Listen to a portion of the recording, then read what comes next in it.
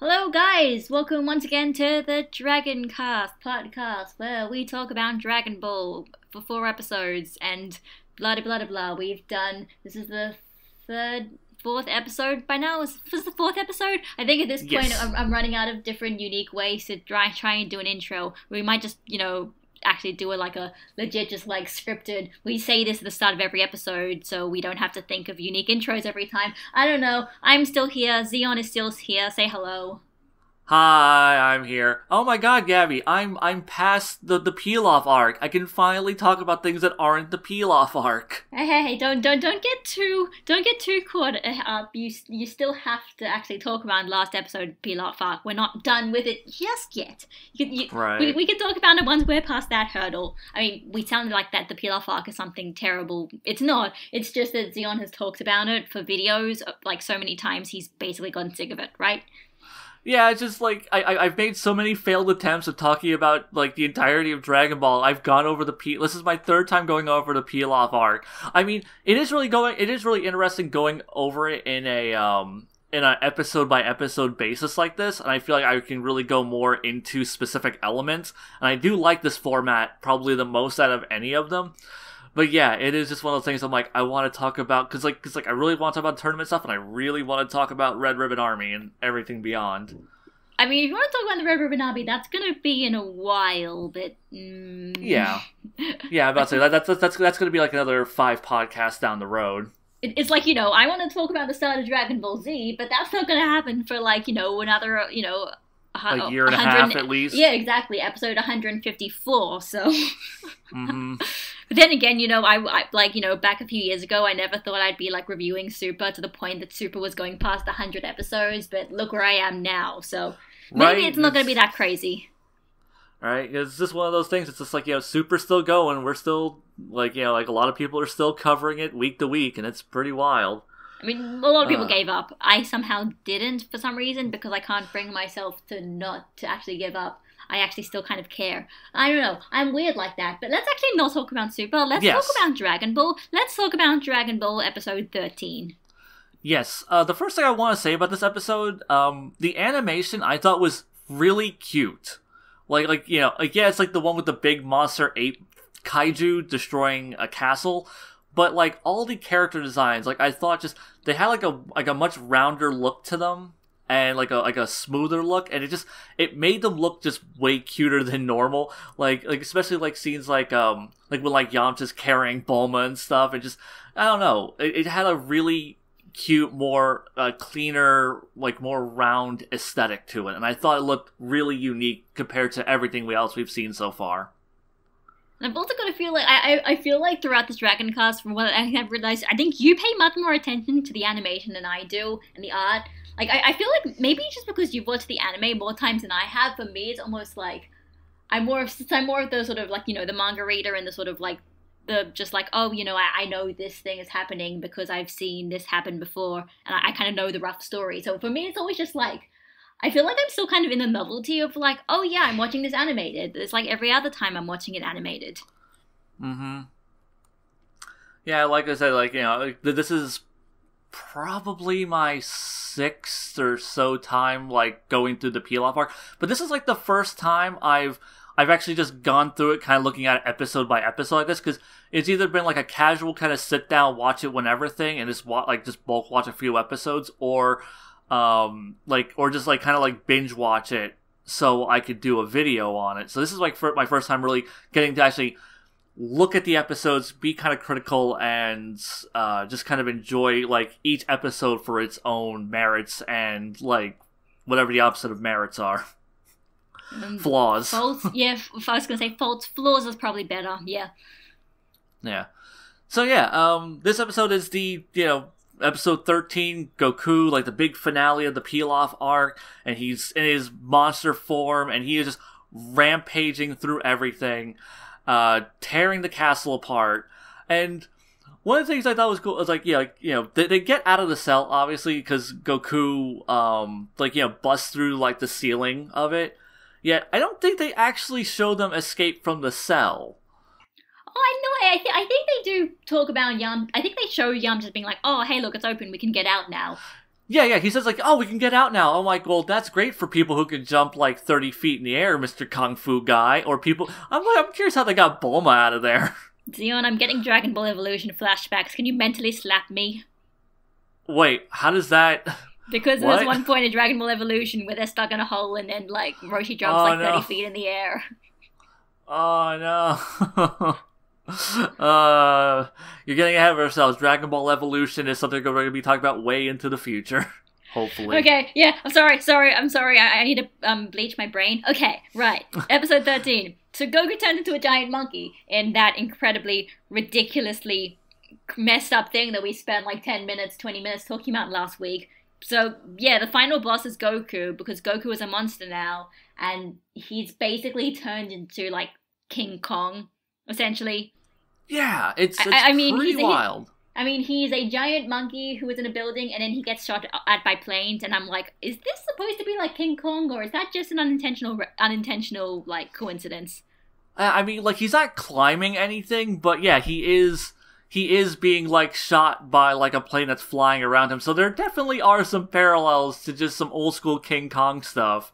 And, yeah, I love how just... Because, like, Pilaf was asleep the entire, like, throughout the first beginning of that. So, like, Goku goes through his whole mind. Also, I love, the last time on Dragon Ball segment. Like, there's no narration. It's just, ambience and music. Yeah, I was gonna say, it felt like this was the first appearance of the recap music. But in Dragon Ball Z, I feel like it happens so much more often. But yeah, because it's like the first time I did a recap, but there was no narration to go with it, so it's it just shows Goku turning into them getting captured and him Oolong getting the wish, and then Goku turning into the Ozaru, and it's kind of unsettling the way they portray it, because there is no narration. No, it's no fun. Yeah, no fun in games anymore now. The main character just turned into a giant monkey. We don't know how, and now he's rampaging and shit. What do we do? Yeah, like I said, we went over this last week, but yeah, it is just kind of crazy to think that the very first arc of the series ends with the final villain being the hero of the story, and he's this uncontrollable, just out there freaking King Kong kaiju thing. And yeah, it's such a bizarre way. Say what you want about Toriyama's writing, and maybe he's become a bit more stilted and a bit more set in his ways as he continues on with the series. He was just throwing everything at the wall to see what stuck. He threw so much creativity into this early arc, for all of its flaws and all of its merits. He threw some pretty wild stuff out there that really kind of elevates it above just kind of being a fun little let's all go on an adventure storyline. Oh yeah, no, everything's quirky. As everybody can probably tell, every time I kept talking about the Toriyama twist, and I might be talking about it still more, but I feel like that the Toriyama twist is really mostly mostly the biggest thing in this arc. And I guess there's a bit of it in the Red Ribbon Army, but it's especially in this arc, where it is just kind of you don't, you think you know the story, but you really don't. Yeah. No. Okay. So, we have Goku, the rampaging rage monster. Pilaf, gets in his plane and, King Kong reference, basically. One of the things I found interesting was, Pilaf makes a couple of references to how long it took him to amass that castle. So we actually do get a little bit of backstory on, apparently just, it's something that he had been building for years. Possibly part of, his narcissism, as, this great king that, his lofty dreams of ruling the world, and he just built himself a castle out in the middle of nowhere. So yeah, I guess that kind of fills in a little bit of Pilaf's backstory. So yeah, he's not actually the great king of anything. He just made a castle, and he's like, look at that, I have a castle. So now I am, what was it? Pilaf, what was it? Dio? Pilaf Dio? Yeah, Pilaf Dio. Yeah, the great king. Yeah. We're all weeds here, if you have not realized. Yeah. Yeah. So, also, we get, Yamcha finally having to, confront his fear of women. that was, I think, a really cool scene for him, where he's just like, oh crap, we need to get out of here. And he's just like, he's just like, screw it. He like just grabs Bulma, who can't walk, and just runs her like to safety, and like she's still under his arm, and he's just like, and then he looks down, realizes that he's still holding her, and like freaks out, and she's just like all like rosy cheeked and stuff. He's like, I did it, like I touched a girl, and everything was fine. It's like, oh my god, I didn't die. It's no, it's great. It's one of those times where like it's fun because like not only is it like he actually got legitimate character development, like, oh, you know, he started off doing something and then he overcame something and now he's a different person, but like it is also related to the main plot of the whole like giant monkey thing. Which honestly, I think this is why, like, this is the best kind of character development for me. Character development where like it actually kind of culminates in being kind of important for the main story, as opposed to it just being character development for the sake of character development. Yeah, no, like we started Yamcha in one place, and then the story literally pushes him into being this different person, and it's the person that he wanted to be this whole time. So yeah, it's actually like a fairly well constructed character arc for as simple and silly as it is. Because it is a character arc that comes naturally from the story itself, and not just, oh, well, like, there was a time jump, and now this character's like this now, or, oh, well, now we've written this character like this, so he's had development, air quotes. No, like, the story has changed who he is as an individual, and I thought that was pretty cool. Oh, yeah. So, what was it? Then, Yamcha and monkeys, and he's getting shot by planes, and then Pilaf tries to go and do they try to, they leave the plane, and then Pilaf decides, no, screw it, and he comes back, and then Goku just grabs a bit of the castle and just chucks it at the plane. And that was great. Chucks it at the Pilaf gang, and it's like, you think that like he might have actually killed them, but then like they basically just do like almost like the kind of Disney thing where they kind of just be like, oh no, don't worry, or more like I guess it's the Team Rocket thing. They say like, then they show them alive, like, don't worry, they survived that, the plane coming down and crashing to the ground and exploding. Don't worry, they survived that somehow.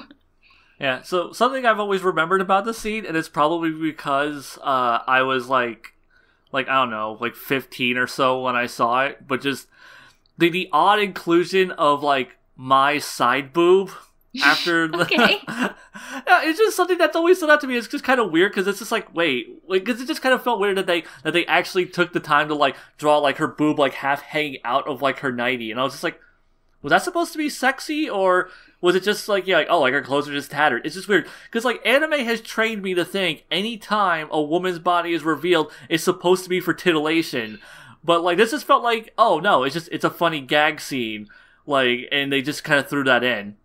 Mine is actually kind of interesting like that. I feel like next few episodes I'm going to be talking all about females and Dragon Ball, but because like this, like what makes mine interesting is that like she's a woman, but like they don't make that like treat her any differently because like she's an adult woman. Like they don't use her sex appeal for any sort of way. She isn't like in particularly like more sexy than other people. It's just, well, it is just that, well, if she gets banged up, then maybe she might show a little bit of cleavage, as opposed to the other guys who obviously one of them is a dog and the other is a, I don't know what Pilaf even is. Yeah, the one is an imp. Yeah. It's like, I don't know what to think about it. It's odd and interesting, and I do kind of enjoy it almost. It's like, doesn't matter who you are, hot girl, dog ninja, whatever. Everyone is allowed to be a comic relief villain if they want to be. Yeah, because Mai's aesthetic is that of like almost like the femme fatale spy, but she's not that at all. Like she's not sexualized at all. In fact, she's extremely prudish and like almost juvenile in her ideals of like sexuality. And every time we see her, like she's in like this full like like communist trench coat thing with like combat boots and gloves. I mean, she's covered from like the neck down. So it's kind of interesting that like that like in Dragon Ball, a series where women are sexualized constantly, especially early on, we have Mai, who is just from this entire series, he's just always fully covered, except for like the one time where Toriyama needed to have her uncovered, and even then, like, he doesn't put her, like, in sexy lingerie or bra and panties. She's just kind of wearing, like, a very generic nightie. Yeah, I know, she's wearing a nightdress. Like, it's something that seems like, I'm not gonna say, oh, good job, Toriyama, or this is revolutionary, Toriyama. It's just like, it's nice because it's just there, and they don't spend too much time thinking about it. Yeah, no, like Toriyama created this character that was never meant to be sexualized. She's just treated as an equal among, like, she can be the slapstick comic relief. She can go around and just not be sexualized, and, she can be, like, fully clothed and look serious, or she can be completely goofy. And she's actually, like, a pretty great character in that regard. Like, it's good. Like, I don't want to, like, throw out, like, you're being progressive Dragon Ball card, but yeah, no, Dragon Ball, you're being pretty progressive right now, considering, like, how juvenile, like, Dragon Ball does get about, like, sex and women and, like, the female form. Well, maybe we just need to talk about something good before we talk about something bad later on. I'm sorry, I have this only good at Dragon Ball. I have this all, like, this rant just saved, okay? Alright, anyway, let's continue. So yeah, Goku, they did the whole fight with Goku, and they chop off Goku's tail. It's kind of weird that, like, they actually go that route, because, like, okay, like, his tail's his weakness. Puar, like, cut his tail off, maybe that'll knock him out. I'm like, what makes you think that's going to happen? It's like, for all you know.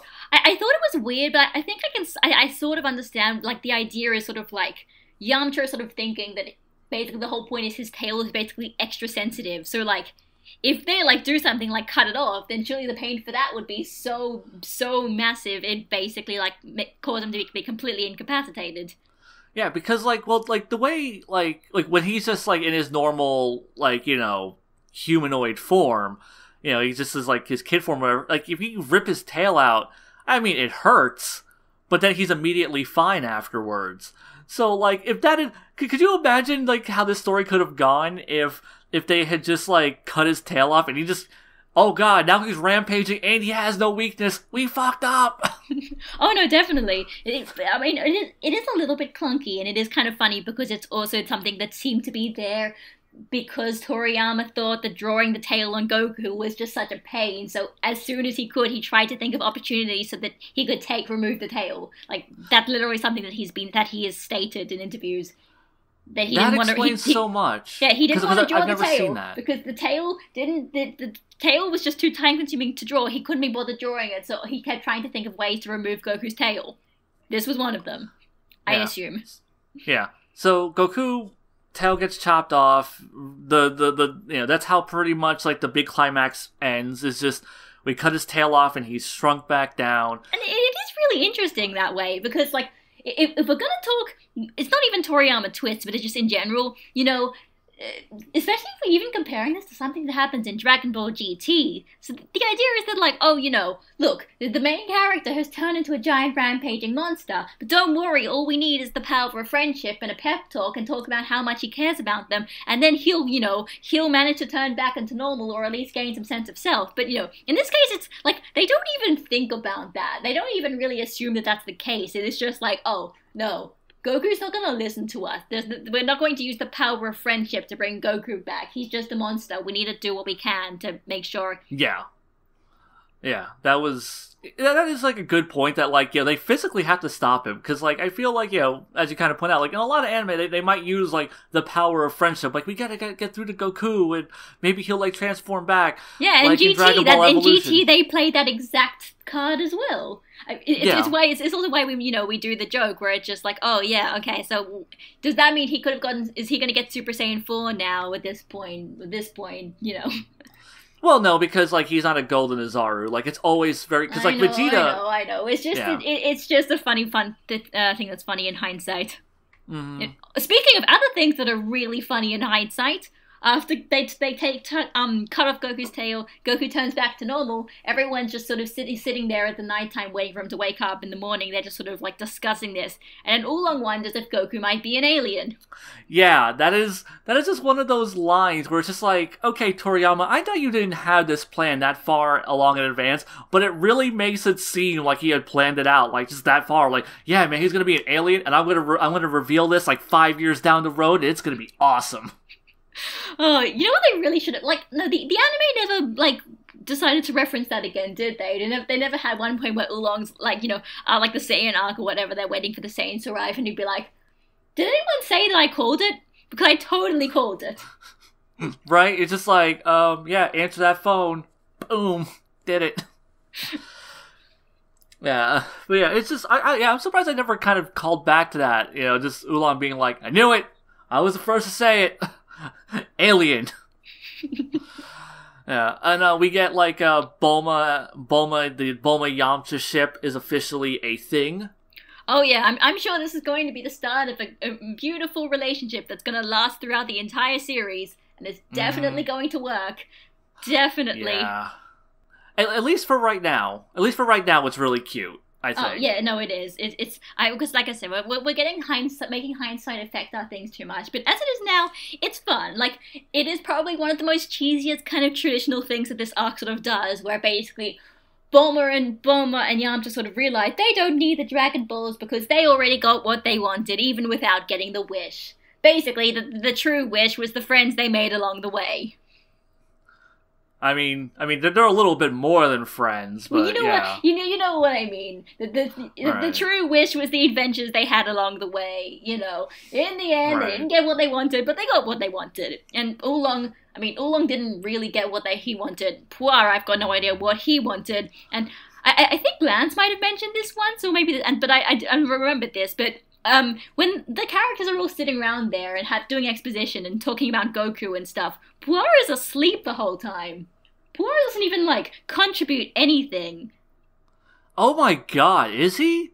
I wasn't even paying attention because it's Puar, so I don't pay attention to him because he sucks. But no, in this point, at one point where Toriyama could have given him a line of dialogue or something to say, he made him fall asleep. It just shows how little Toriyama actually cares for some of the characters that he actually introduces. Yeah, no, it's going to become really apparent. I really think it's kind of weird too, now that you bring that up, because, Puar was introduced in this arc. This whole purpose, this is the arc where he's going to be the most relevant, and in the big finale where everyone's kind of discussing the horror that is Kaiju Goku, he's fucking asleep. I didn't even fucking notice that he was passed out. I didn't even think about that because the first time I even remember seeing Puar after the finale, the big bombastic finale, is when Bulma and Yamcha are officially a thing and they're all dancing and Puar's dancing with them. That's the first time I really noticed Puar near the ending. So I guess that's wise because that fucker was just asleep. Oh god, Toriyama. I mean. Clearly, he didn't even know what he was doing with Puar. I guess if Puar is anything of Journey to the West, he is essentially the horse dragon spirit thing, where it was a dragon spirit, and then he basically just becomes Tripitaka's horse. And I think basically the plot in Journey to the West also forgot that the horse was also a dragon and might be able to help at some points, but they just kind of forgot that and thought he was just a regular horse. I feel like that is essentially Puar. And if that was intentional, Toriyama, props to you, making a useless character, because Journey to the West had a useless character. Wow. That's deep. It's not deep. It's just a joke, and I don't even know. It also makes you realize I know. Guys, don't worry. Even your great Chinese classic literature classics can also have plot holes and wasted characters. So if you think your writing is shitty, don't worry. People throughout the world know this, and it has a character that doesn't really do much a lot of the time. So yeah. So at the end of this episode, Goku announces because they're yeah, we're going to go to the city.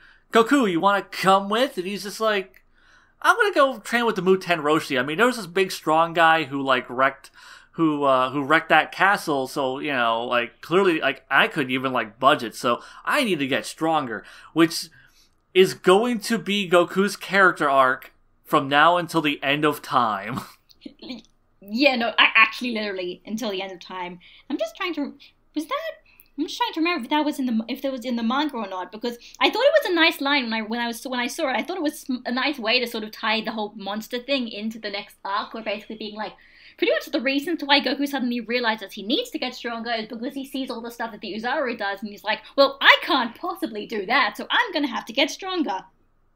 Yeah, I'm about to say, is that in the manga? I'm looking right now. It's not hard. Yeah. I mean, Tell you what, you keep going. I'm gonna try and look for this. Okay.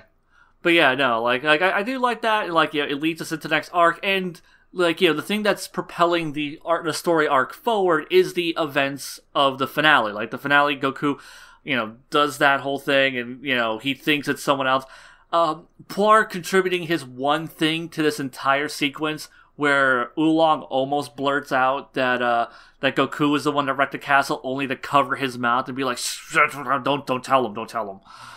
So yeah, that was Poir's one contribution to this ending. Yeah, it looks like it was an anime-only line, but I like that. I like the idea. It's just like Goku's actually sort of realizing what's going, at least sort of noticing the destruction. He seems to notice it a bit more than he notices his own tail being missing, and then, of course, in true Goku fashion, he's like, oh, my tail's missing, and then we get a face fault. Yeah, I love that. Just like, he has this whole freak out mode of, oh my god, whatever, and just that's so Goku. Like, oh man, this horrible thing just happened to me.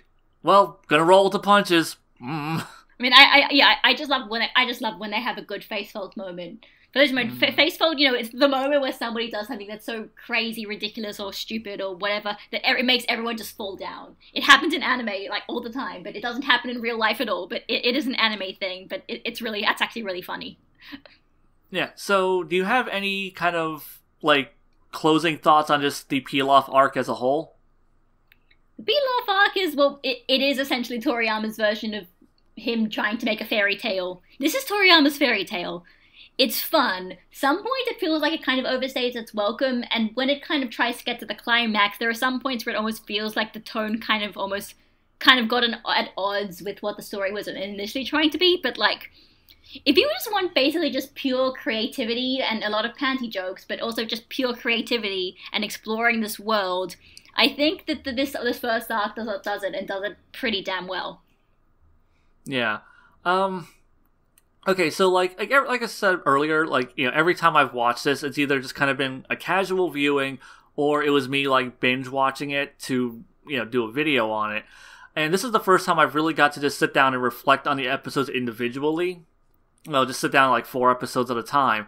It's definitely a very different way to like watch and process the show. And because every time I feel like I've watched this arc, I've come away with it like a slightly different opinion. And I feel like this time, it's a little bit worse than I remember it being, because I was watching it episode to episode, and some of its kind of structural flaws are showing where I didn't pick up on them initially, because I was just kind of binge watching, trying to get to the next episode. So, there's, like I said, I'm fine with a lot of the filler, but I do feel like from the Charactizer Bunny, and the 2 episodes that followed it, where it's like half filler and it's not necessarily good filler, like I feel like that's like a good 3 episode chunk that is just like kind of weighs down the story. And then like, and it's not even like I can say like, well, the manga was so much better, because like the manga still has the Charactizer Bunny storyline, and it also has and it has like the lack of build up for the Pilaf gang at all. So you have to either choose, no build up for your like lead antagonists, who just like show up at the very end and they just are super competent or sort of competent and know everything, and you don't get like kind of like the filler that drags it down. So yeah, it's kind of this weird trade-off. So like before, when I used to kind of view this like, yeah, this is like a good 7 out of 10 arc. It's slightly above average. But now I kind of think it's more like a 6 out of 10. It's like, it's average. Like, it's on like, it's still on the upper end of average. It's not a 5. It's still on the upper end, but it's still just kind of, it has its flaws, and it never reaches anything too grand. And yeah, just it is a fun, competent, cute little story. Like, like I said, like the Toriyama fairy tale. Yeah, I mean, like, if you guys want to know my rating, I don't know my rating. I am still in my stage where I'm like, I don't know how you actually rate some of this stuff, because like there are things I like and there are things that I don't really like, and also it's the anime and the manga stuff, and like I'm still in a mindset where I just almost don't take filler that seriously, so it kind of doesn't really, I don't want it to kind of affect my judgment, because it's not really a story, but then it is a story, but then it's like, but isn't this filler necessary? Because don't you necessarily need filler, or else the anime is gonna outpace the manga, and then blah blah blah blah. So like for me, coming up with ratings for the coming up with like judgments on the anime is still something I'm trying to work around. So at this point, I don't have final thoughts for you of the Pilaf arc. Just that basically, for me, when I'm just really kind of thinking of like the actual core story of it, and it's like basically it's fun until pretty much like the Characterizer Bunny stuff. From that point, the problem is like it kind of feels like it runs out of a bit of creativity. In some of the Pilaf stuff, the creativity sort of comes back, but that's the point where the anime starts getting really bogged down with filler and starts pretty much, I think, which kind of makes the situation worse. It kind of spends a lot of time just sort of thinking about and spending a lot of time just talking about the stuff that doesn't necessarily matter, and stuff that's just kind of weird, and stuff they tried to make quirky but just came off as just like, I don't understand, like the thing with the piano and the pinballs, so. Mm-hmm. So yeah, it's... Like, I don't think, like, there's necessarily a better version of the story between the two. I think they both have their flaws, and they both have their, because, like, like I said, like, I feel like the anime fixes a little thing by, like, introducing the Pilaf arc, or introducing the Pilaf gang into the arc sooner, and kind of establishing them, but, yeah, it's just, like, the filler kind of bogs it down. And as far as I'm concerned, like the anime is its own separate product from the manga. Like, the manga and the anime, I always view separately, so it is, any flaws that are inherent to the anime, I just chalk up as, well, yeah, that's a flaw within the anime. Like, if you're going to watch the anime, these are things that you're going to have to deal with when watching it. So, I always do factor in the filler because it is part of the anime storyline. So, that's just kind of how I view it. But yeah, so that's the Pilaf arc, and now we're finally on the 21st Tenkaichi Budokai arc. Woo! I mean, yeah, it's pretty, I've got to say, it is actually a pretty fun way that they end in. I think both the anime and the manga, where they're like, oh, hey, well, and that's the end of the story. Is that the end of the story? Well, no. Story's far from over. We've got more stories to go, guys. In fact, they do that a few times within the manga itself, where they're like, no, guys, Dragon Ball's not over yet. I know this sounds like a really good ending. Dragon Ball's not over yet. But in this case, it kind of makes sense because, the eponymous Dragon Balls had been used, and it's sort of like, we're going to have to wait a very long time before we use them again, and now we're going off to another adventure. Does that mean that the story's over? No, the story's not over. So, but I like that they have Bulma giving Goku the Dragon Radar, so kind of setting up the fact that at some point he is going to look for the Dragon Balls again. So, the Dragon Balls aren't gone for good. At this point, basically, the Dragon Balls will come back, but this is the point where, like, Toriyama pretty much just says, let's do something completely different. We're not going to do a kind of adventure story. We're going to do something different. We're going to actually start bringing that knowledge of Jackie Chan movies into action. Yeah. Like, this is like where Toriyama goes, I want to write an action comedy. Because, like, the Pilaf arc, it has some action to it. It has a little bit of martial arts stuff going on. But it's really more of like a fantasy comedy than it is anything else. So this is where, like, he goes from, he starts pulling away a little bit more from the gag manga stuff, which is going to be a continuous thing. Like, he's going to, move further and further away from that as it goes. But, like, this is, like I said, like, his first step away from, like, the gag stuff and going more into the martial arts element of it. But still, obviously maintain the comedy. So, the beginning of this I guess it was the beginning of this episode. Like, there's actually a surprising amount of filler in this. Oh, yeah, this entire episode 14 has a lot of filler in it, and it kind of got a bit on my nerves, I think. It was, like, no, it was not, like, there's nothing, basically because it was an episode that introduces a whole bunch of characters, and they just, in fact, they do this for the next few episodes, that whenever they want to introduce a character, the anime adds a whole bunch of filler with us being introduced to the character in a separate way to which the way that we actually get introduced to them in the manga. And in some cases it works, but I think the problem with this episode is they basically play it twice. And they this episode introduces Krillin. We might talk about Krillin more later when we actually talk about his character, but Krillin has they sort of have random adventures with Bulma and the gang trying to get back to the city and having hijinks, but then also kind of just sort of happening to be where Krillin is at the same time, where Krillin's going on in his adventure, and it's like we kind of keep cutting to seeing him randomly, and it's like these weird sort of foreshadowing moments, but it's not really much foreshadowing because like Krillin gets seen within the episode anyway, but I don't know, like it's okay, but I think it would have been okay once, but then they play it twice, and then at that point I'm like, okay, we get it. Yeah.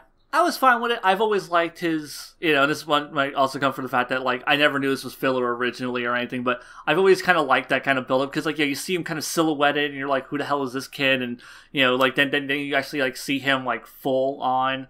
And, yeah, it's just, because it does kind of, like, peak the thing. It's like, who the hell is this, and why is he being shown? Like, how is he relevant to the story? And then, like this mystery character converges with the main plot line where he just shows up at the Muten Roshi's house. And I kind of dug that. The Bulma, Yamcha, and the gang, like their filler aspect, like it doesn't really add anything. It's okay. It's not horribly intrusive. But it is just kind of like, it doesn't really go anywhere. So yeah, because it's not even like it's really followed up on. It's like, because I think it's just in this episode where they like crash their jet and they're just kind of like walking through the jungle and walking through the desert. And then like that's really not followed up on like in the following episodes. So as far as we know, they died in the desert. I mean, spoilers, they don't, but yeah. No, it's... I mean, it's nice sort of seeing them all actually interact as a group, and it's also kind of interesting seeing them interact as a group without Goku being the Goku. But yeah, it doesn't really go anywhere. Although, I mean, it's like, in terms of filler things, there's kind of only... If you want to put in filler at this point in the story, there's only so much you can do, because there's only so many different things you can cut around to. It's one good thing about later parts in the series. There's so many characters. There's just so much opportunity for filler. You can talk about any of them. Any of those guys just, like, chilling out on the lookout. Like, any of them have their own story you could go and focus on at one point. Yeah. Except for the Namek arc, where everyone's on one planet. Let us not speak of Namek filler, or else I will die. Oh, we'll get there soon enough. In, like, 2 years, but, So yeah, like the filler, I'm not too, like, I mean, I like the Kuririn stuff that, like, kind of builds him up. That kind of foreshadowing is like, who the hell is this kind of weird character? And I think it kind of works because, like, it being shown, because I feel like if you just showed it just the one time, you might forget about him by the end of the episode. It's like, oh, right, like that kid. And so, like, having him in the beginning, the middle, and then showing up at the very end, I thought kind of worked for me at least. The Bulma Yamcha stuff, as you brought up, yeah, I just kind of need to see them interact, but as I brought up, it doesn't go anywhere. It's like literally contained to this one episode, and like I said, as far as we know, they died in the desert because the storyline's not going to go back to them. The next time we're going to see them is going to be several episodes later, where they're already in West City. But, oh, okay. Yeah, at least I don't think it ever, because I know like in these episodes they never go back to them, right? Like within these 3 episodes. But yeah, so, we get the Kuririn filler, and then we get Goku getting to the Muten Roshi's home, and the Muten Roshi wants a pitchy girl. Well, actually, one thing that happens before this, random tidbit, that, but before he goes to the Muten Roshi, Goku actually stops off by his home and gets a change of clothes and, like, to bring his futon as well. And I was just thinking, like, it's convenient that he has another pair of, like, the exact same clothes that he had in the start of the series. Like, if this was, like, One Piece, Oda would probably go and use that excuse to make Goku start wearing something completely different, because why the hell not? Hey, he's wearing a tank top now. Completely different. Didn't he always have the tank top and that was just like under his blue shirt? I don't know. No, we never see like him without his blue gi. So because I just always assumed that, because I mean with someone like with a character like Gohan later on, where he has like the kind of like tunic thing, and then when he takes it off, he's got a tank top underneath. So that's what I was kind of assuming, but maybe not. Who knows? Yeah. So yeah, like Goku, goes home and. Also, I guess like that kind of explains something that's going to happen later on, but I'll get to that when we get to that bit. So Goku goes to the Muten Roshi, and the Muten Roshi's like, get me a pitchy pitchy girl. And he has to explain to him what a pitchy pitchy girl is. And honestly, I don't know. Well, first off, like, the Muten Roshi's like, why are you in my house? Why are you here? It's like, bitch, you invited me. It's only been like a few days, probably. Yeah, it's been like 2, maybe 3 days max since maybe that's the why stuff with he is. Gyumao. Maybe that's why he is surprised, because it's like, I didn't expect, like, I thought it'd take you like weeks to get the Dragon Balls. Like, I wasn't expecting you in the immediate vicinity. I thought you would that would be like something that would be like brought up upon in a few weeks when we actually get to it around in the actual anime. Yeah, no, but like Goku just shows up at his house. He's just like, why are you in my house? It's like, you invited me. You said you were going to train me. And then just being the complete selfish dick that he is, instead of being like, oh, right, I said I'd train you because you have all this great martial arts potential. Let's start your training. He goes, well, just train anybody. I need you to get me a sexy lady. And it's just, what? Why? Like, why is he doing this? I never understood, like, one, why he would tell Goku he'd train him and then make him go, like, do extra shit to go earn the training. But then also, like, I don't know what the hell the Muten Roshi's end goal was. So it's like, go get me a girl. To what? To fondle? Is that like the entirety of it? Yeah, I was asking that question as well. I'm like, why do you need... What are you going to do with that pitchy pitchy girl when you have her? I don't want to know the answer. I don't want to know the answer to this. Yeah, like, not every attractive underage girl is going to flash their vagina at you. Or, like, put your head and give you a pafu pafu, That being said, it is a pretty good Toriyama twist, even if it is just something that we kind of just know from the Muten Roshi's character at this point. It is like, I mean, at this point, we have essentially basically gotten to a training sequence with the wise old master. And of course, in this case, the idea that the old master has to give you a test before he'll accept you is like an obvious thing. And the obvious twist is, in this point, instead of the test being like Goku needs to prove his martial arts skills, it's that Goku needs to just find him a girl. It doesn't really, and it has absolutely nothing to do with Goku's skills at martial arts anyway. Anybody could find a girl, like, even someone he probably didn't know how to fight at all, but obviously he's a pervert and he wants her for reasons, and, it's interesting. Like, I like it when he keeps doing this, and he keeps doing this more throughout the next few episodes.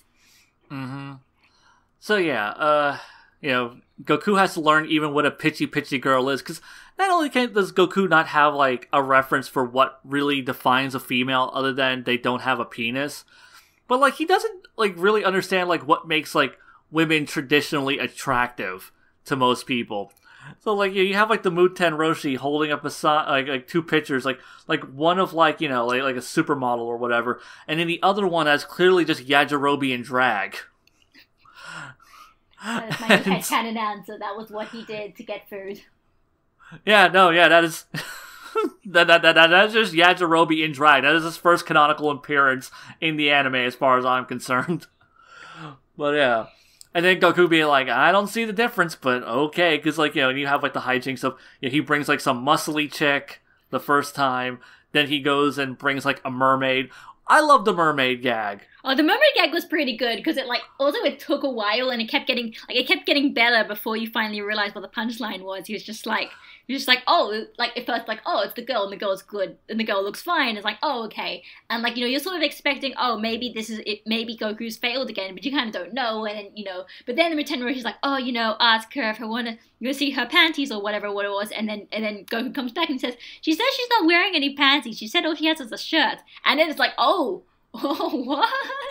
Like, everyone's just like, wait, what? Oh, is Roshi really going to get, like, everything he ever wanted? And then eventually it just goes up and then you realize that it's a mermaid. I don't know why it's a mermaid. We never see any other mermaids ever again, but, I mean, it works. Yeah, mermaids just exist in the Dragon Ball universe because it is the Dragon Ball universe. Yeah, Dragon Ball never ended up talking about that anymore. Come on, we need a new arc about the mermaids. The mermaids are the characters who we never really got to talk about. I mean, what are their power levels? I don't know. Could they have been in the Tournament of Power? I'm just curious. What is Pai Pai's power level? We really need to know this. Yes. Where is the new Daizenshu update for that? Come on. I wonder if they do have that. God, I'm sure someone's probably made up a power level for her. But so, yeah, that whole gag, I think that gag is phenomenal. That's great. And it just ends with him getting punched in the face, and his glasses busted, and he just casually just kind of turns around, takes off his glasses, puts on a new pair, and he's just like, all right, what I need you to do is find me a girl who was like that one but doesn't have the fishy parts. And then we get Kuririn. And what I like about the mermaid thing is that, like, it's probably the first time in the series that a character just doesn't put up with Roshi's antics. They're just like, no. I don't like you know, the mermaid's like, I don't need anything from you. I'm not going to. I'm not going to go and let you see my boobs. No. Punch you in the face, swim off. It's fun. This is good because at this point his behavior is not being normalized. Oh god, I'm sounding like this already. Okay, just continue. Just continue. Yeah, so, yeah, as you put it, you know, it is cool that she does it, like, because this is really the first time anyone puts him in his place, because Bulma tolerated it because she needed things from him. Exactly. And we're going to see later that Lunch is oblivious, and there's some creepy implications there, but we'll get to Lunch is weird, that's what I keep talking about, but yeah. But yeah, like, you know, the mermaid punches him in the face, then Kuririn shows up, and, you know, he has, like, his big, epic, like, flipping through the air, and then lands head first into the sand. I think it's a pretty good introduction. Pretty interesting introduction. Also, okay, let's just talk about this now. Okay, I'm gonna say Krillin. Zeon will probably say Kuririn. I can't be bothered saying Kuririn because I'm going to screw it up at some point, so I just say Krillin.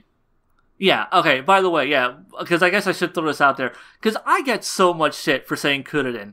I get, like, what is this? And people always misspell it like, when they make their comments, they're partially literate bullshit comments to me. It's like, just say it the way it is in the English dub, you fucking weeb. It's like, you speak English, you should say it in English. It's like, Krillin isn't how you say Kuririn in English.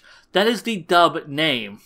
It's like, Krillin is an acceptable translation, and in fact it also still kind of keeps a bit of the pun as well, sort of. Well, his pun for his name is long and complicated. We also say we're not supposed to be talking about that, but it essentially, like, yeah, no, if you do kind of go and, you know, you elongate out that syllable and you make one of them an R and one of them an L, even though they're kind of the same katakana.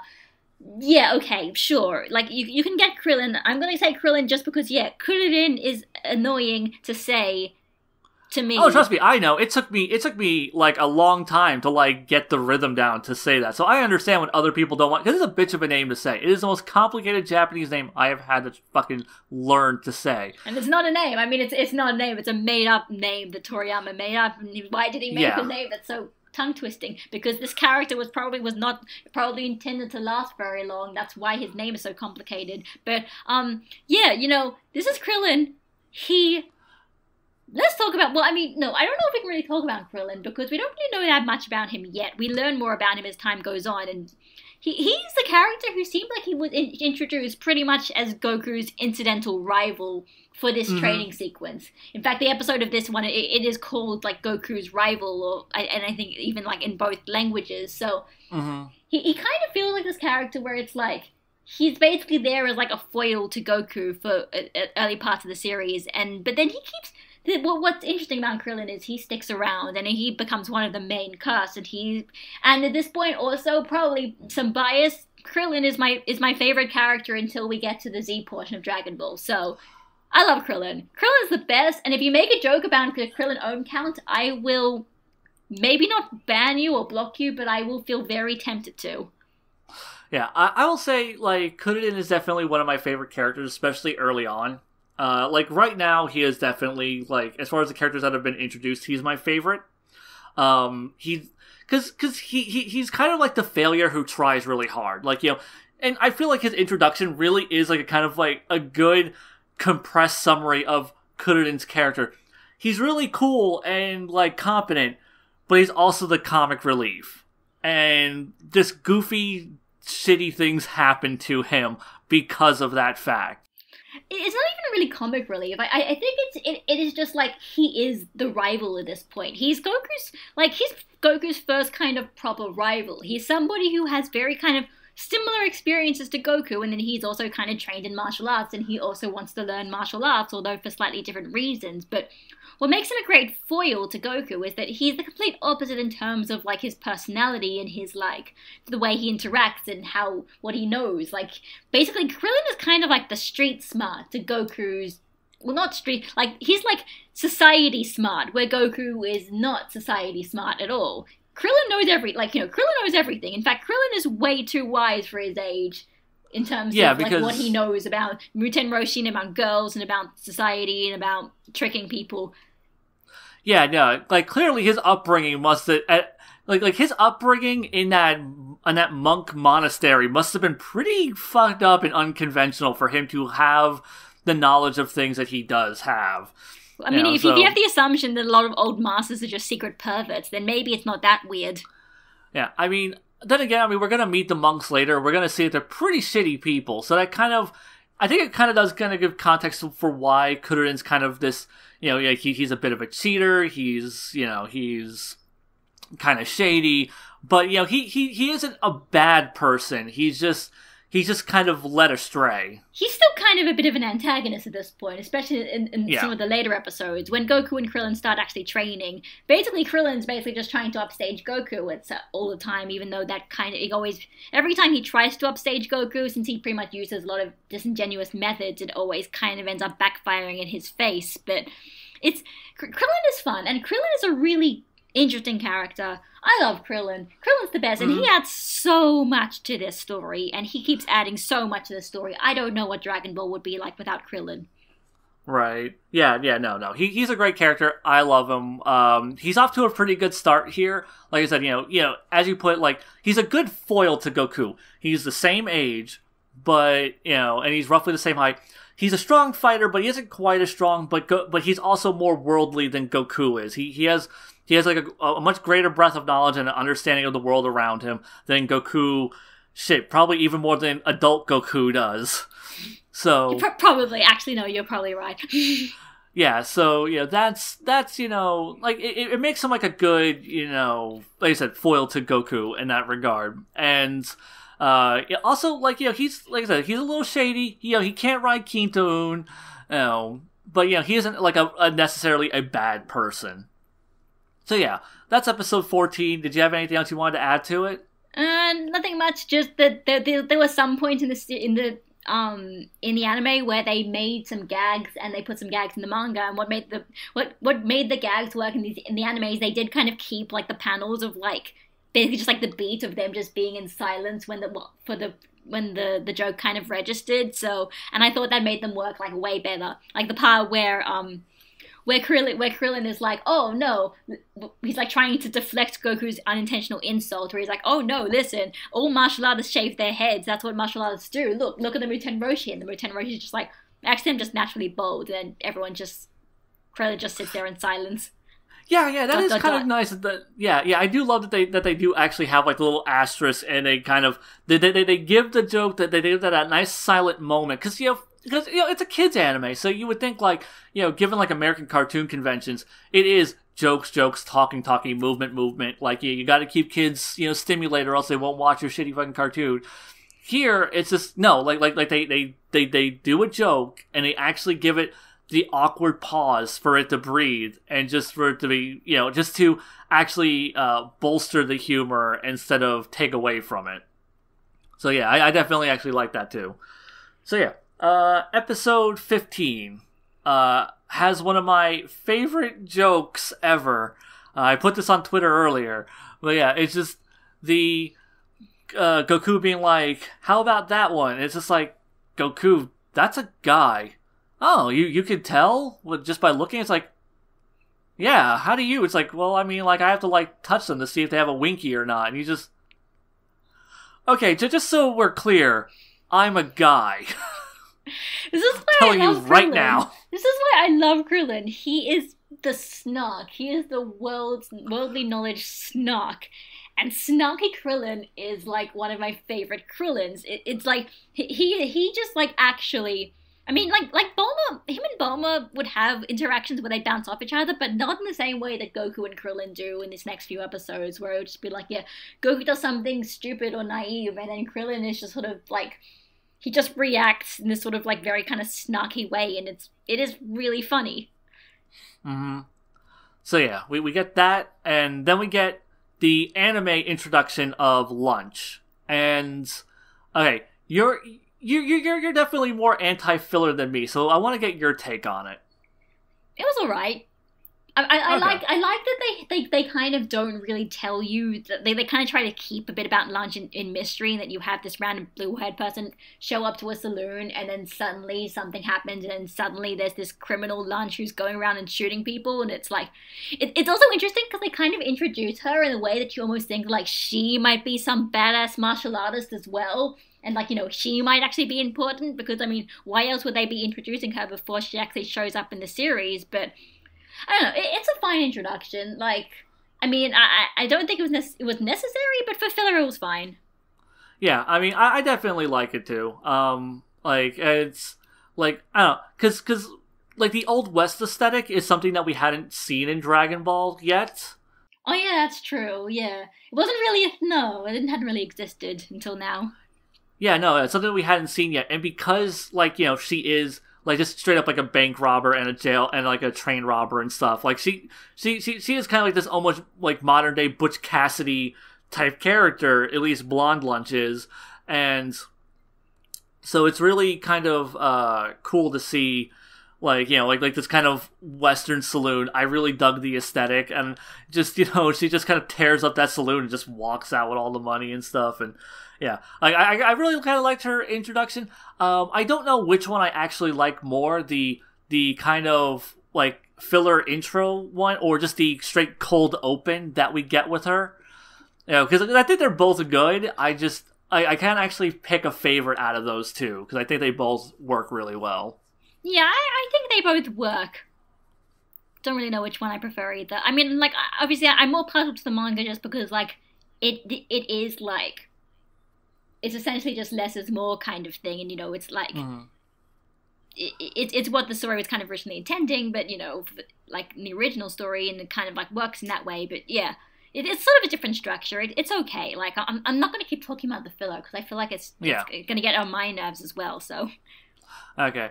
So, Lunch, chased by the cops, Goku and Kuririn come across her as she's in her blue-haired form, and Goku just has this thing, it's like, is this like something like we should help? It's like, well, I mean, yeah. It's like, but I mean, they have guns. He goes, okay, well, I'm gonna go help them. I'm gonna go help her then.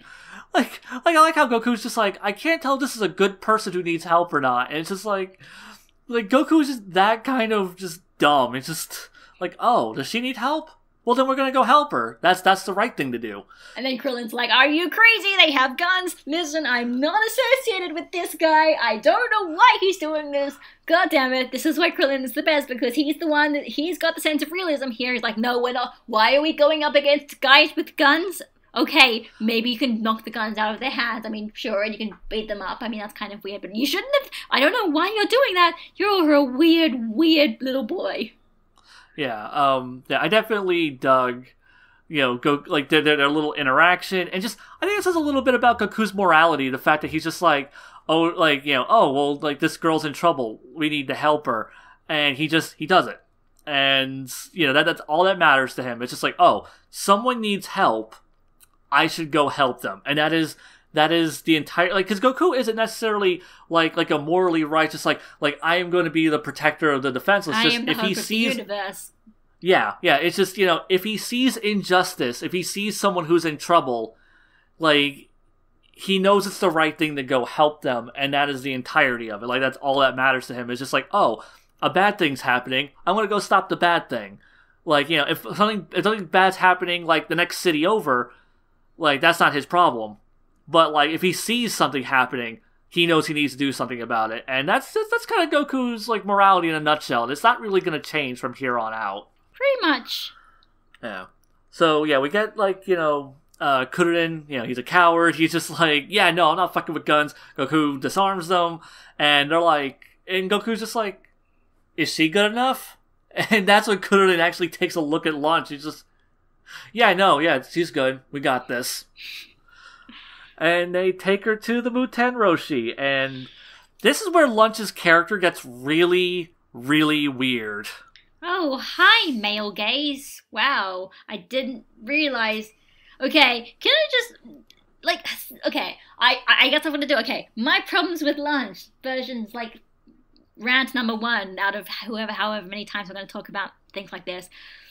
Okay, what the hell is up with Lunch? Toriyama, why did you write her like this?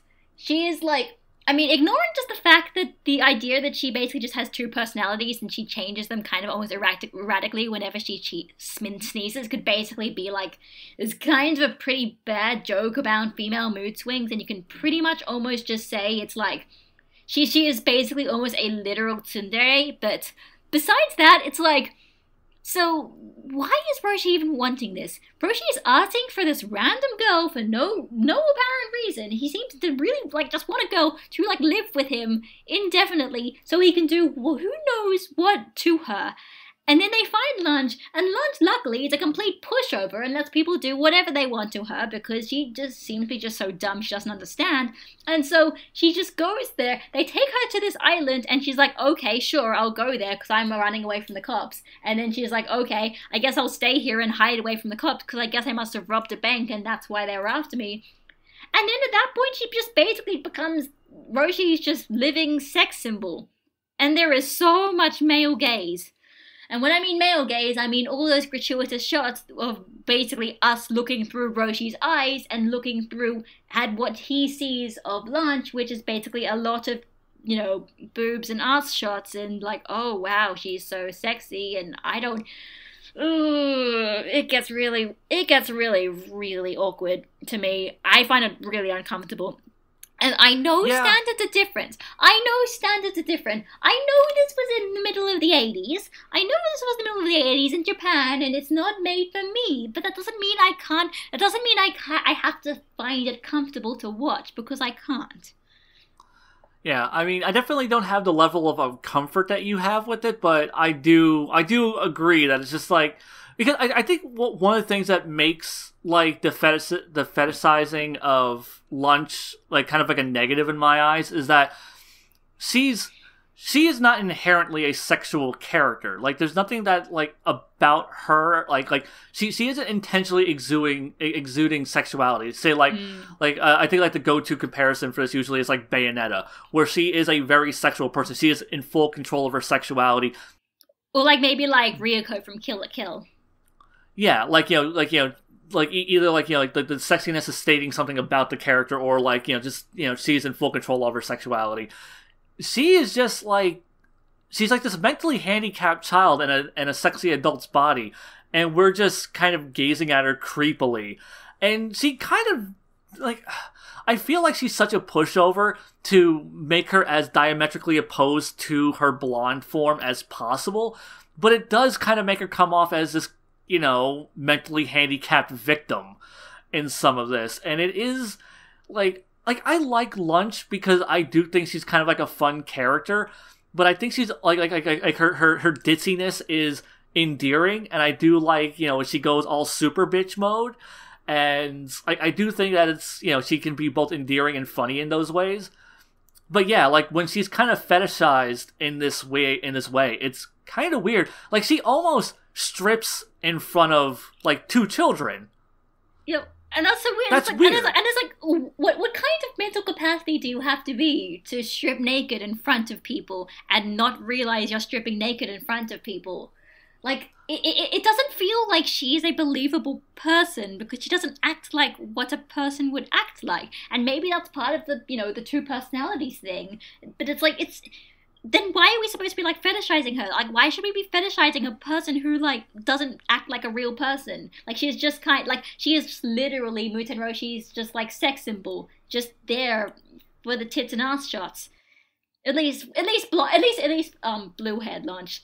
There's 2 things I need to say about blonde haired Lunch. First of all, First of all, we should make the joke that she is the person who turns into a super powerful person with blonde hair and green eyes. Yeah. Okay, we'll do that. That's the first thing. Second of all, I feel like the blonde lunch is kind of like what Akane Kimadori would like really like fantasize about being when she grew older. Who? Akane from Dr. Slump. Ah, okay. Yeah, so, okay. With Lunch, can I just say how fucking weird of a character she is? This is where, like, when we were talking about, like the weird, like, Toriyama's just throwing stuff at the wall and seeing what sticks. Lunch is a really good example of that, where you have this completely dim-witted, ditzy character who just sneezes, turns blonde-haired, green-eyed, and or blonde-haired, blue-eyed? No, she's green-eyed. She's got green eyes in this, yeah. Yeah. So yeah, like, she turns like blonde hair, green eyed, and all of a sudden she has like a machine gun that she pulls out of her friggin' hammer space, and she just. Oh, I was also gonna say, when does she does she keep those guns on like her cleavage or something? Because she always has them, and they come out of nowhere. Well, yeah, because I mean the whole thing is because it's like the old anime trope of the hammer space. The small of any girl's back can conceal and hold anything.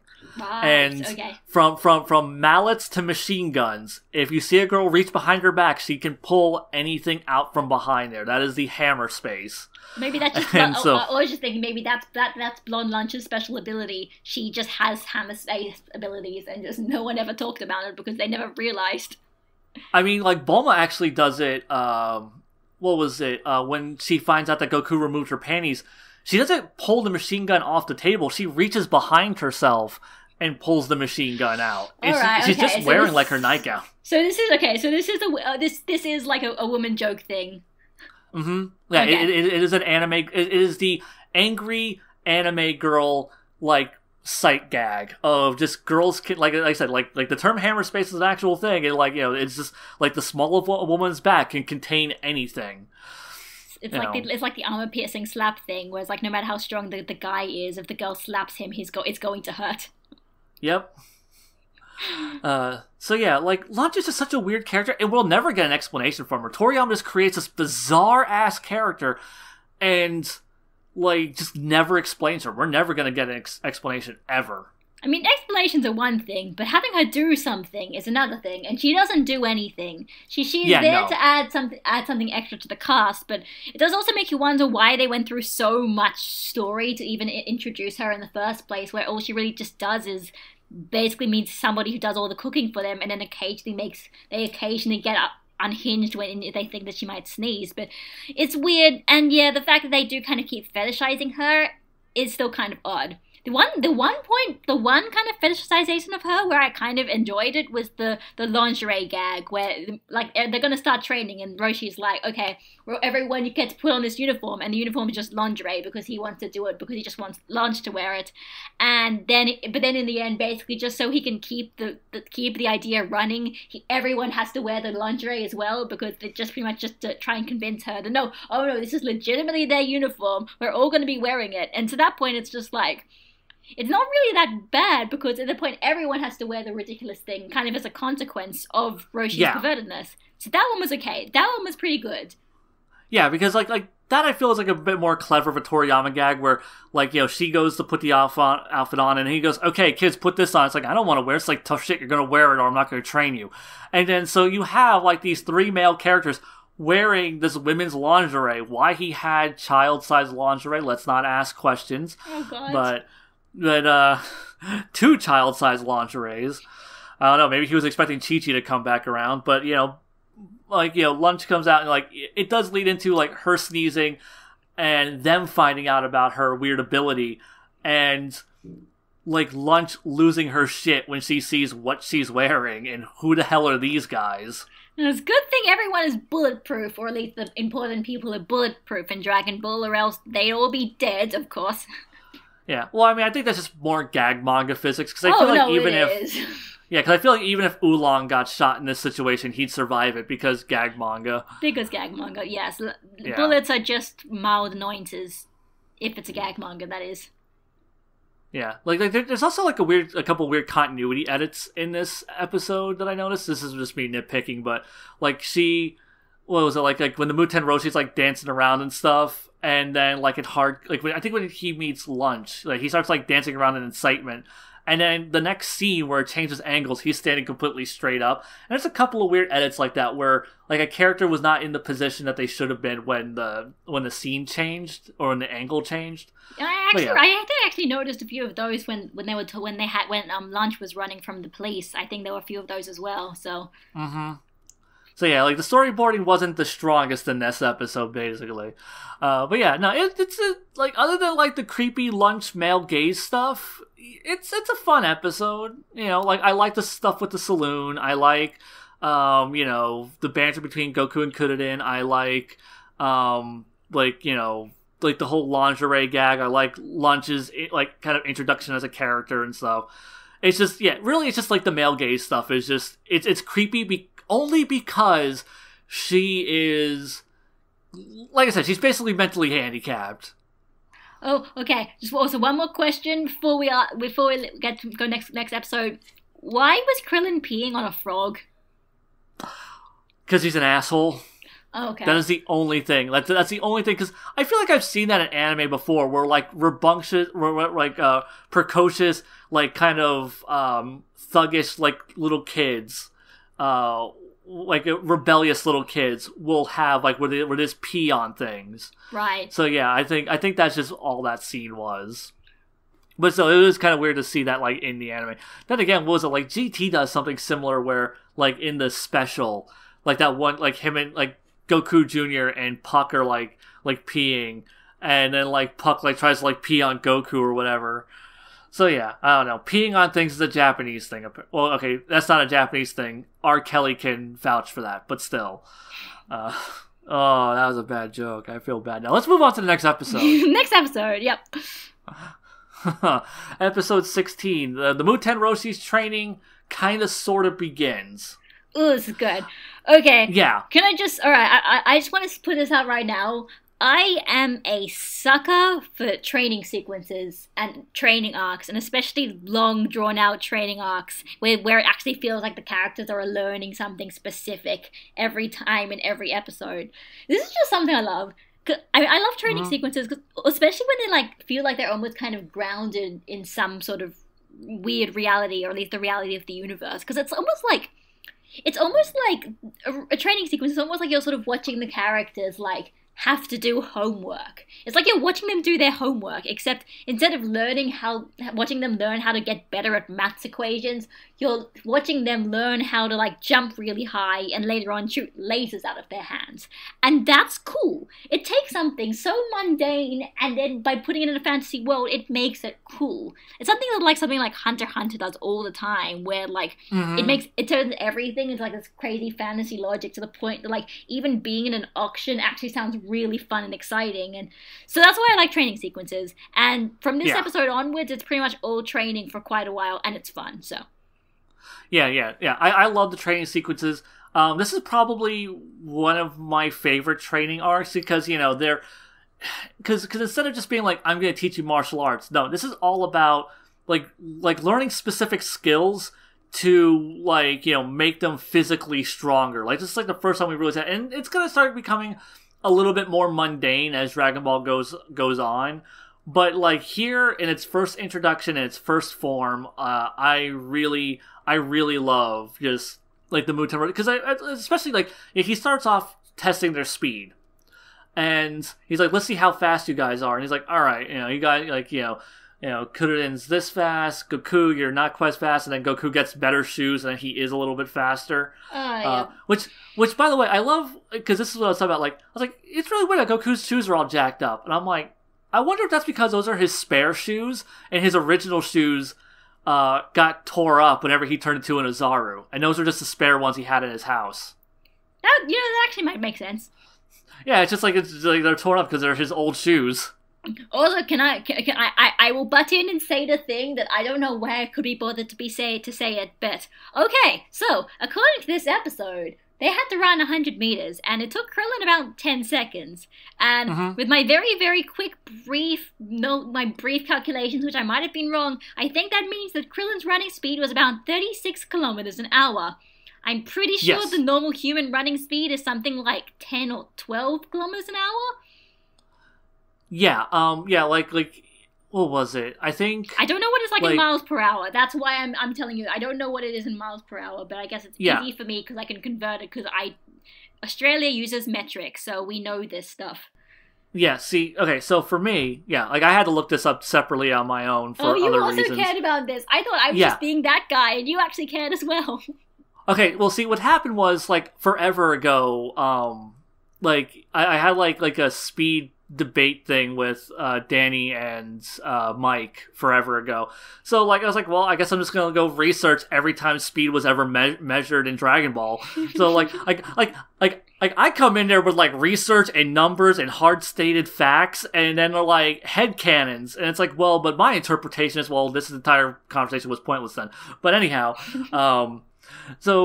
like, that was something that I looked up, and an interesting fact, like, Kuderen, his first run that he does is, like, a little bit slower, if I remember correctly, than Usain Bolt's top speed, who is the fastest runner that we have on record. Oh, yeah, right, yeah, because, 100 meters, 10 seconds is, like, the normal, is like, the kind of, like, the thing that, was that the thing that, like, it wasn't obtainable for ages, and now, like, he's just doesn't just under 10 seconds? I don't know. See, I think I must have done my calculations wrong in that case, or maybe just, I'm not sure, but, yeah, that's just one thing. I'm going to move on before somebody corrects me, because I probably missed a zero at some point. Okay. Right. So, okay, I will say one thing. Okay, I like what I like about this stuff is the stuff with Goku and Krillin. Once again, it's like one of those things. It's just like I like it because there's just this sense of familiarity because these tropes I feel like I've seen them before. And so surprisingly, I don't mind that this doesn't have a twist to it. And it is that, Krillin is basically just the cocky guy who's like, oh, look at this guy. He's such a dumbass. I'm totally way cooler than he is. I've probably had more experience than he is. Look how fast I am. I'm going to beat him so easily. And then like they do this twist thing where it's like, I mean, not a Toriyama twist, just a normal twist when it looks like Krillin actually is faster than Goku. And he did win that battle. But then Goku is like, well, no, I had the wrong shoes on. And then he goes and he completely beats him.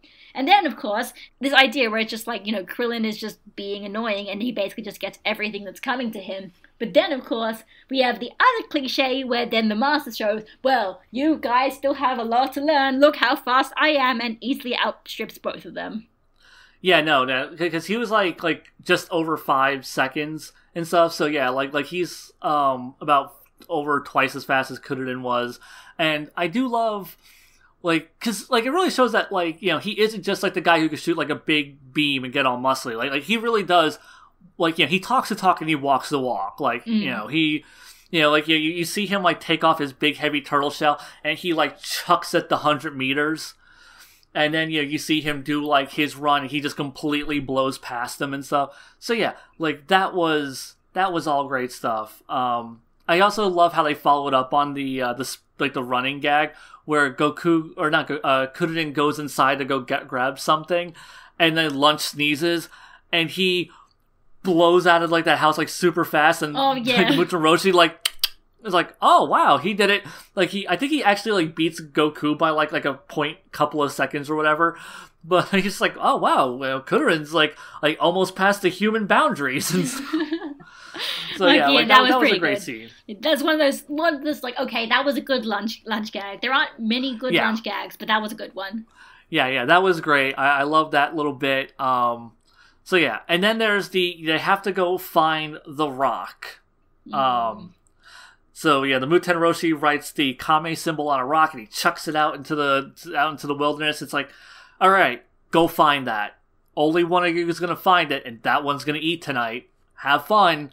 And he just, I love how Goku just, in pure Goku fashion, just, oh, that's a really long jump. And he just leaps off it. Kuderen's like, are you fucking crazy? He goes, that's okay, I do it all the time. And you think it's about to go into, the fun little Goku adventurous moments where, he catches a branch and flips around and, swings through it all cool and stuff and, fun, joyful Goku manner.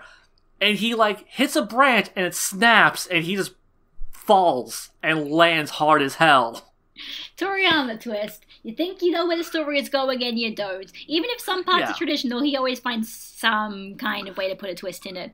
Yeah, he doesn't rarely do that to Goku, where Goku because you kind of fall into the routine of like how Goku's going to be treated in the story, and then you have like a little moment where like this, where he takes this incredible jump, and he's just doing his classic Goku thing, only to have it just fail, and he just lands face first, and it's great. I love that gag.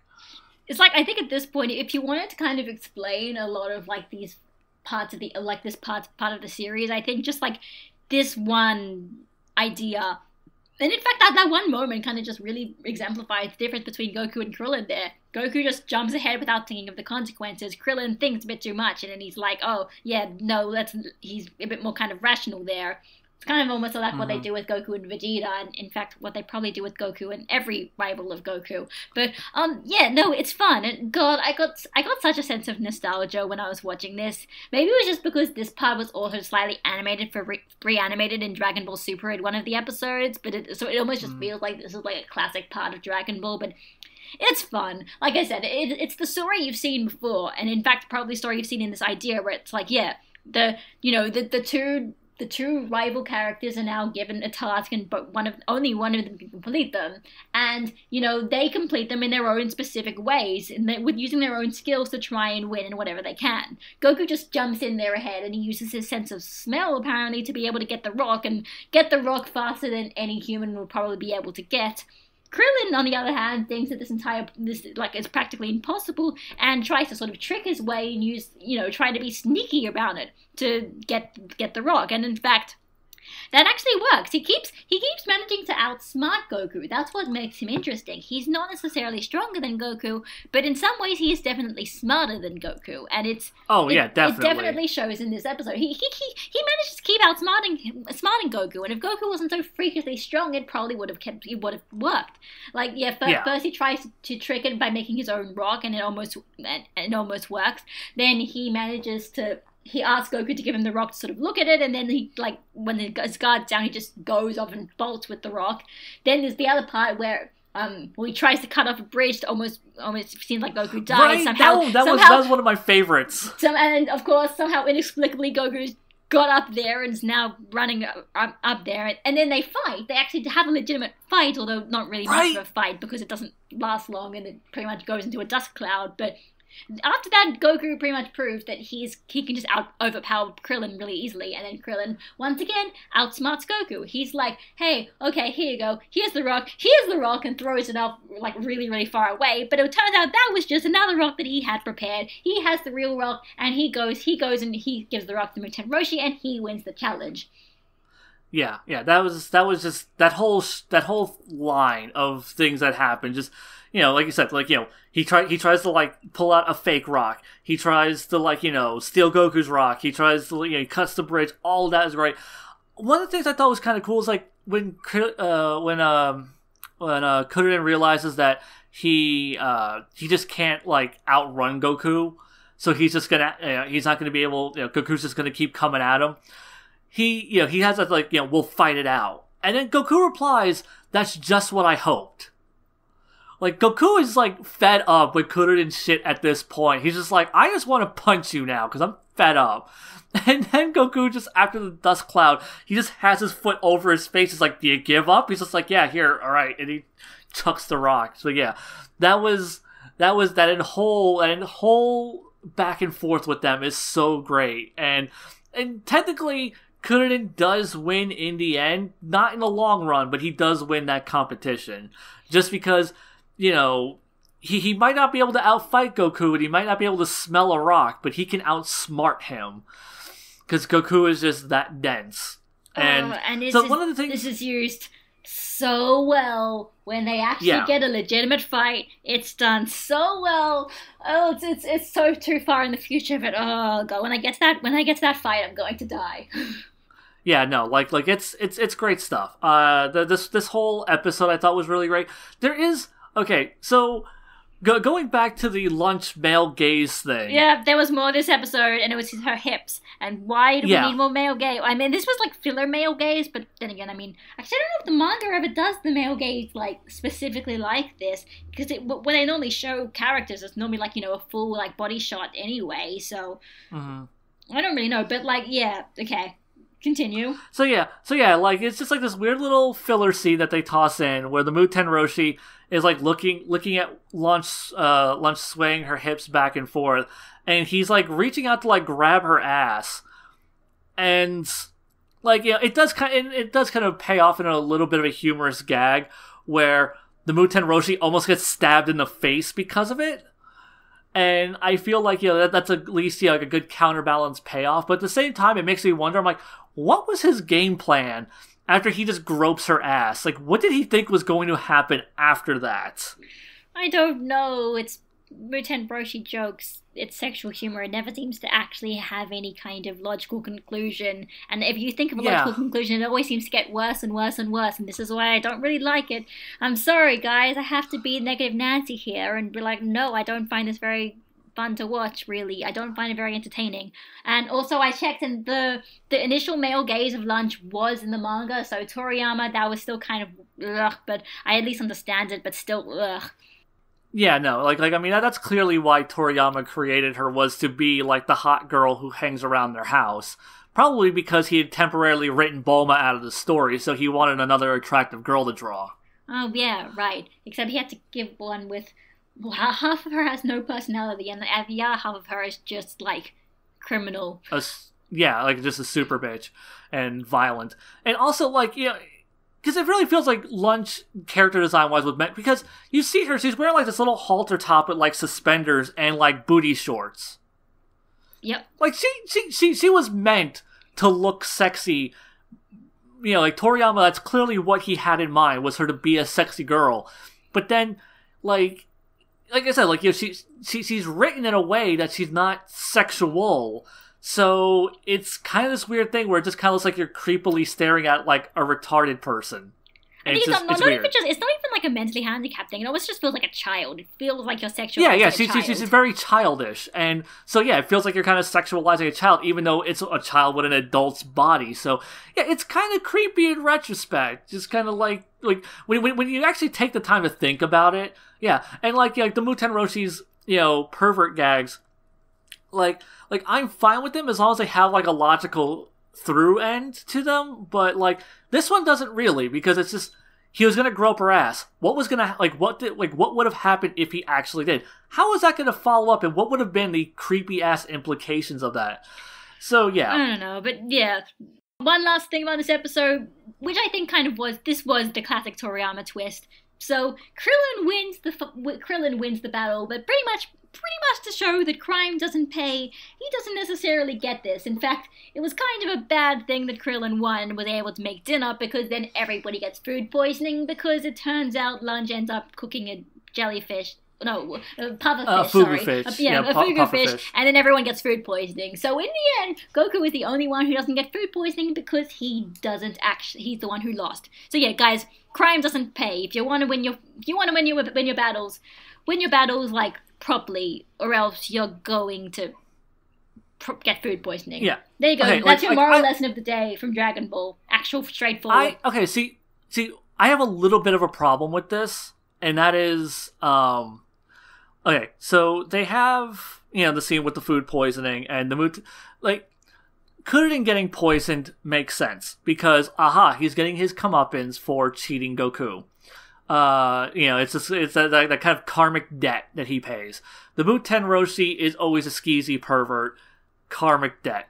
What did Lunch do to deserve that? Because she gets poisoned too. Yeah, I guess the only reason I can think of is just Toriyama couldn't think of a way that it was just like only they got food poisoning, and probably also to make it feel a bit more organic and a bit less like ham-fisted, like this is a morality tale, and a bit more like this is also a coincidence that it kind of worked out as a morality tale. But yeah, that's kind of like, I'm not gonna say that part is sexist, because it's not. That's just like a coincidence, but yeah, it's a bit weird. Yeah, because it's just one of those things. Because it feels like it's meant to be the comeuppance, like the kind of more morally incorrect characters get their comeuppance. But then like I said, it happens to Lunch as well, and it's like Lunch didn't do anything to deserve that. Like she's a completely oblivious kind of just sweet-natured character, and it's kind of weird that that's kind of how that whole thing panned out. But yeah, that's like my only issue with that. I do like the gag itself, but I kind of wish maybe like, you know, she had made their dishes and she was in the middle of making her own dish when she says, "Oh yeah, it's a pufferfish," and then they get poisoned, and then she just doesn't. I feel like he could have worked around that, but that's like my one thing. Is like, you know, she gets a punishment that I don't think she deserved narratively. But yeah, that's all I had to say for these episodes. Did you have anything else to add to it? No, I think that was pretty much everything. Okay, so let's read a few comments. Okay, you've got it up too for the episode. Yes, for our second episode. Yep. Yeah, I have the comments for it. And do you have any particular that you want to read?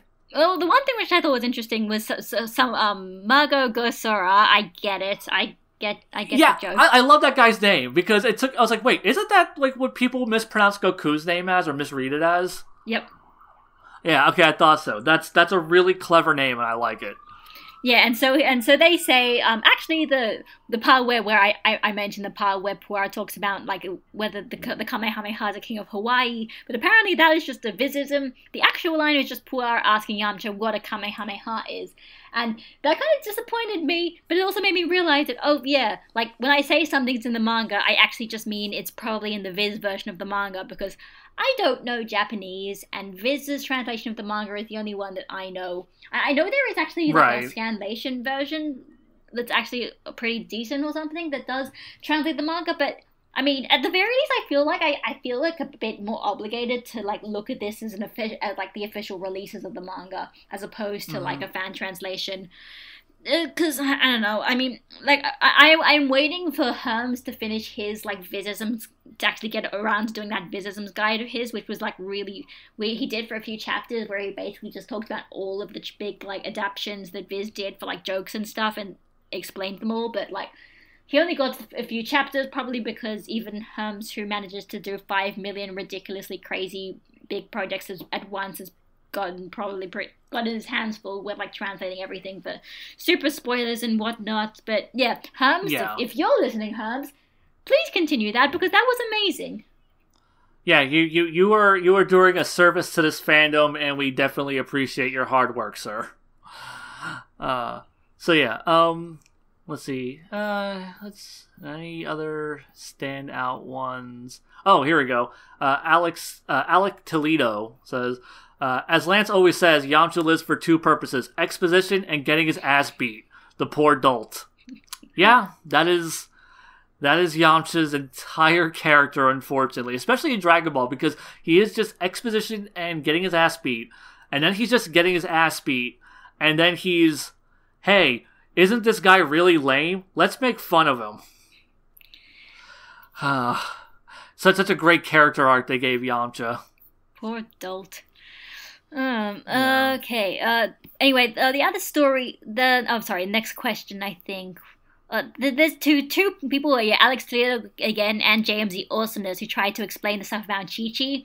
So, yes. I think the James the Awesomeness one, I think, explains a bit more. So, okay, so Chi-Chi in Japanese means dad, but it also sounds very similar to Chin-Chin, which in Japanese means penis. Milk in Japanese is Ginyu, which is where Ginyu comes from. I think the pun might be either referencing Spanish as well, because I think it's like, it's like boobs in Spanish or something, and that's why she's called somebody, because Alex Toledo here then says that Chi-Chi's a Spanish slang for breasts or boobs. It does mean milk in Chinese, I think, which is what she's named after.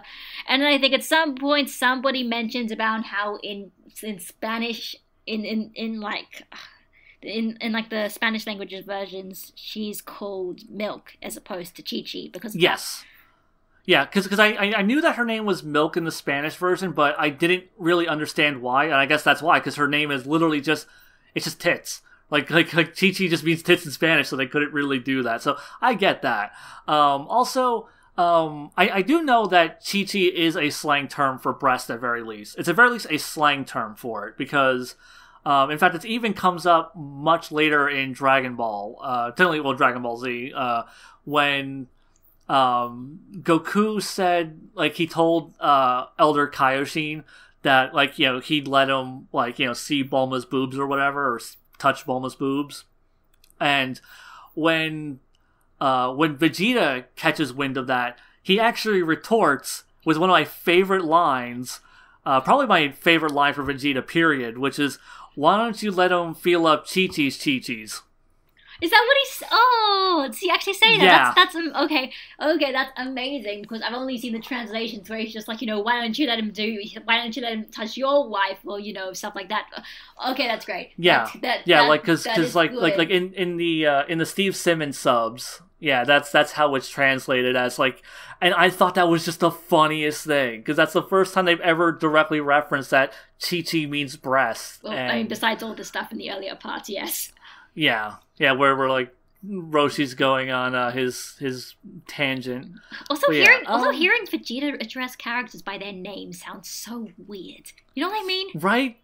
Yeah, because it actually shows that he does pay attention and that he does know what he has gotten to know who these people are. Because for like the longest time, Piccolo was just the Namekian. They're like the Namekian or like Kakarot's Brad and Kakarot and. I don't even know what he calls them. The other humans even know their names.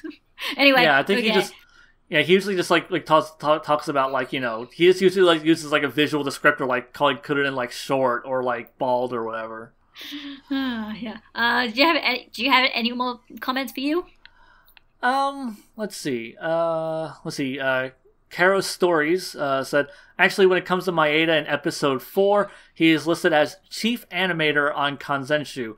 Not sure what it means specifically, but it was also given that role for episode 1. He isn't listed as a key animator on either episode, which is something I did reference. He isn't actually listed as a key animator.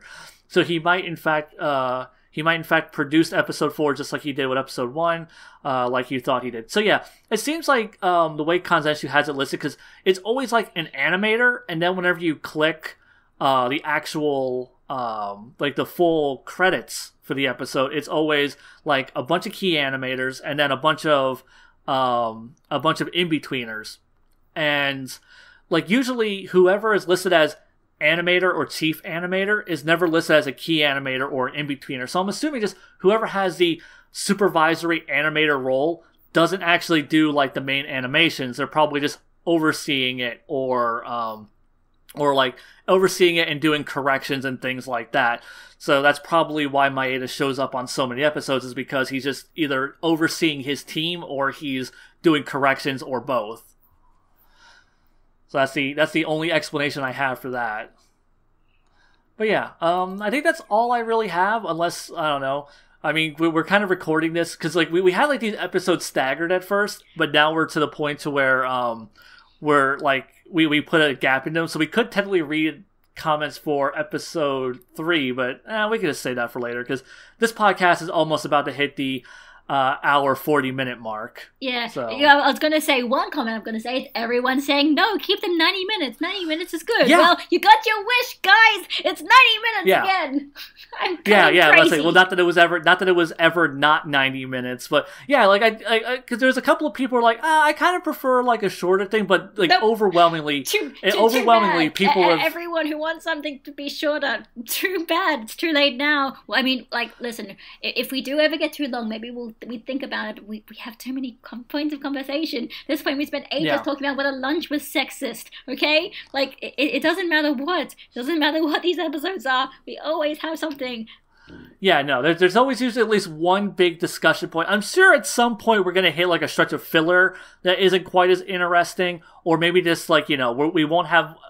I want to think that once we hit the tournament, we won't have as much to say, because it is just... a bunch of one-off characters and fights, but who knows? Maybe we'll have something weird to say about that. I mean, you know me, I'm the story structure person, so I'm going to probably go and, like, talk about specifically how the fights are all structured out and, like... True. You know me. So, yeah. I'm going to talk about tournament arcs for so long. I apologize in advance, because I probably will talk about it for ages. Tournament arcs. Yeah. Yeah, like our special ability is just not shutting up. It is our special skill. But yeah, so I'm pretty much done. How about you? Yeah, I'm pretty much done too. All right, yeah. All right, guys. Zeon out. Bye, guys.